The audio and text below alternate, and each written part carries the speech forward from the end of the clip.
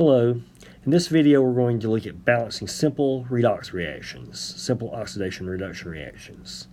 This is slightly more complex than balancing standard chemical reactions, but still follows a relatively simple set of rules. Now, these are just for simple reactions. You'll learn how to balance more complex redox reactions in Chem 112, and the list of rules will get longer that you will need to apply when balancing those more complicated redox reactions. So the method that's going to be used whether you balance simple or complex redox reactions is a method called the half equation or the half reaction method. Now, in this method, the equation is separated into two half reactions or half equations, one for oxidation and one for reduction. That's not important that you know up front which one is the oxidation half reaction, which one is the reduction half reaction. But once you do these, you'll be able to know which one is which.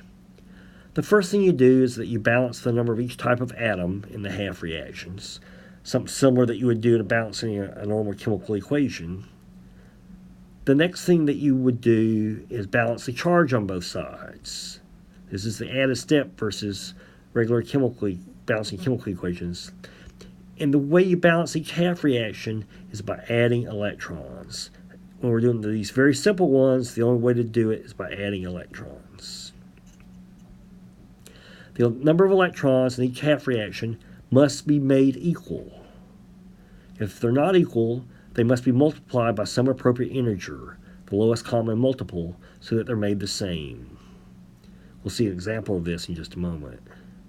Then the half reactions are added together, canceling out the electrons to form one unified balanced equation.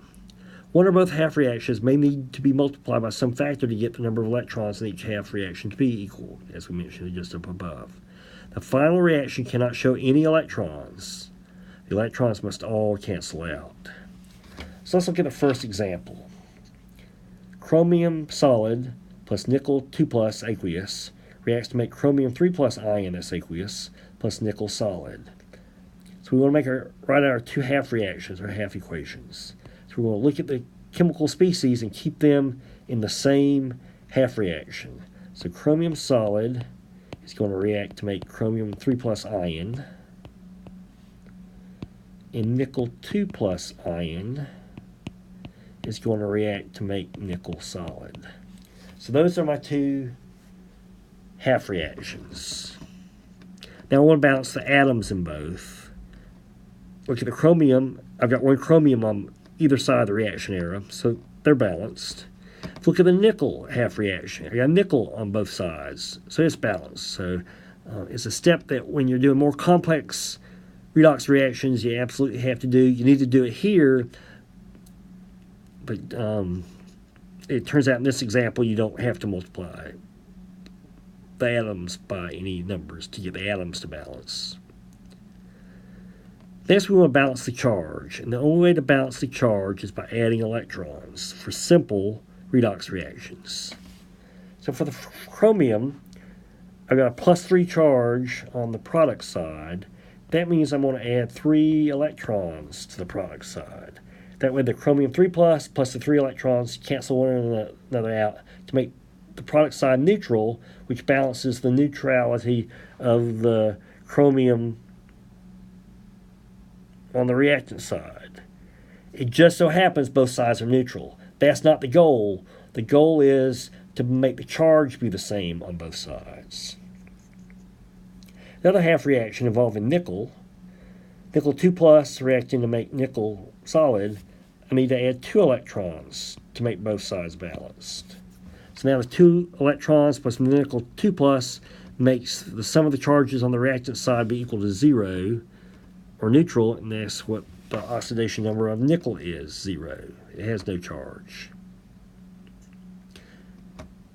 Just a coincidence again that both sides are neutral. That's not the goal. The goal is to make the charges on both sides be the same.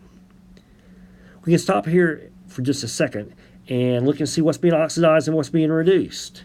If we go back to the mnemonic Leo the lion goes grrr, that loss of electrons is oxidation, we see that chromium has electrons in the product side. That means it's losing it That's my oxidation half reaction. For everything being oxidized, something else has to be being reduced. And lo and behold, that's the nickel half reaction. And the nickel 2 plus is gaining electrons. It's being reduced. Once we did that first half reaction, when we wrote that out and found out that chromium needed reaction needed 3 electrons on the product side, that meant when we did the nickel half reaction, we knew the electrons had to go on the reactant side, because every oxidation has to be balanced by a reduction. Now we're going to want to add these two equations together. Before we do that, the number of electrons in both half reactions has to equal. They're not. Chromium has 3 electrons as written at the moment. Nickel has 2 electrons as written at the moment. So to get the least common multiple, 3 times 2 is 6. So that means I'm going to take the chromium reaction, multiply everything in it by 2. The nickel half reaction, I'm going to multiply everything by 3. So let's do that.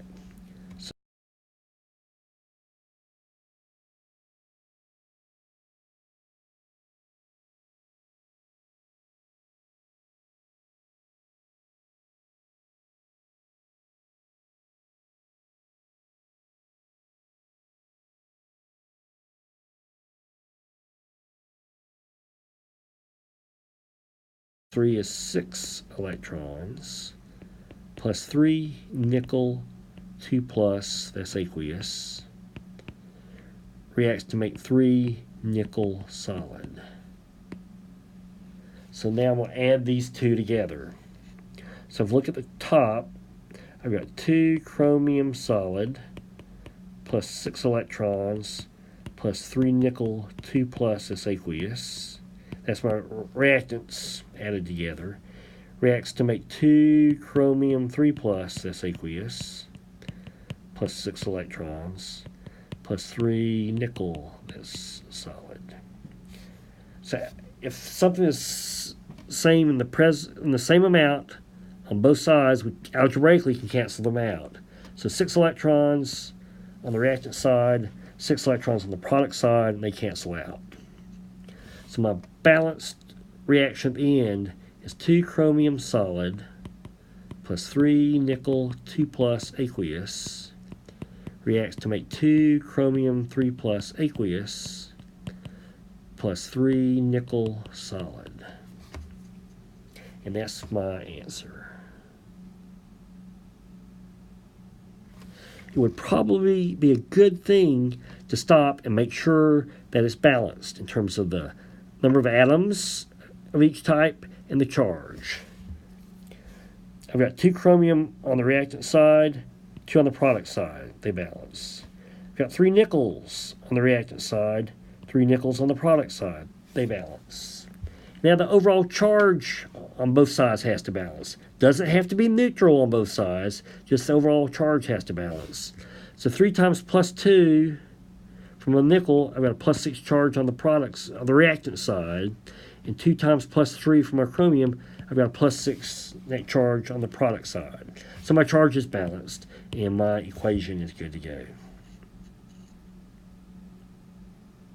Let's do one more example. Let's do iron solid plus platinum 4 plus aqueous reacts to make iron 2 plus that's aqueous plus platinum this is solid. So my 2 half reactions. Fe solid reacts to make Fe2 plus, that's aqueous. And my other half reaction is platinum 4 plus aqueous reacts to make platinum, this is solid. The first thing we do is balance atoms, and in both of these we just have, on the first one we got one iron on both sides, so that's balanced. In the second half reaction, we got 1 platinum on both sides. So those are balanced. That may not always be the case, but in this example, it is. The next thing we do is balance the charge. The only way to balance the charge is by adding electrons. So in the first half reaction involving iron, to balance the charge, we're going to add 2 electrons to the product side. And so both sides are now neutral. You get tired of me saying this. The goal is not to make both sides neutral. The goal is to make both sides have the same charge. It just happens to be neutral. In the platinum half reaction, how many electrons do we need to add into which side to make it be balanced? Well, there's a clue in that when we do the first half reaction with iron, we added electrons to the product side. That means we've got to add electrons to the reactant side, because every oxidation has to be balanced by reduction, or vice versa. So my products are neutral. I've got platinum plus 4. That means I need 4 electrons on the reactant side. Then I want to add the two equations together. But when I do so, I have to cancel out the electrons. I don't have the same number of electrons in both half reactions. In my iron half reaction, which by the way is an oxidation because we're losing electrons, I've got 2 electrons being lost. In my platinum half reaction, which is a reduction, that platinum's gaining 4 electrons. So what do I need to do? I don't need to do anything to the platinum reaction, but I can simply multiply the iron reaction by half reaction by 2 to get to where it is 4 electrons. So Fe solid, we'll multiply it by 2, reacts to make 2 Fe2 plus, that's aqueous, plus now 4 electrons. So you can add all that together. I'll have 4 electrons plus platinum 4 plus, that's aqueous, plus 2 iron, this is solid, reacts to make platinum, this is solid, plus 2 Fe2 plus, that's aqueous, plus 4 electrons. My electrons have to equal, and they do, and thus they can cancel out. So my resulting reaction is Pt4 plus, that's aqueous, plus 2 Fe solid reacts to make platinum solid plus 2 Fe2 plus. Check to make sure I'm balanced. 1 platinum on the left, 1 platinum on the right. 2 irons on the reactant side, 2 irons on the product side. The sum of my charges on my reactant side, I've got the single platinum that's plus 4. The sum of the charges on the product side, I've got 2 irons each worth plus 2 is plus 4. So my charge is balanced. So these are examples of balancing simple redox reactions. More complex ones, there are additional rules that you'll need to follow, and you'll discuss those in Chem 112. Thanks for watching.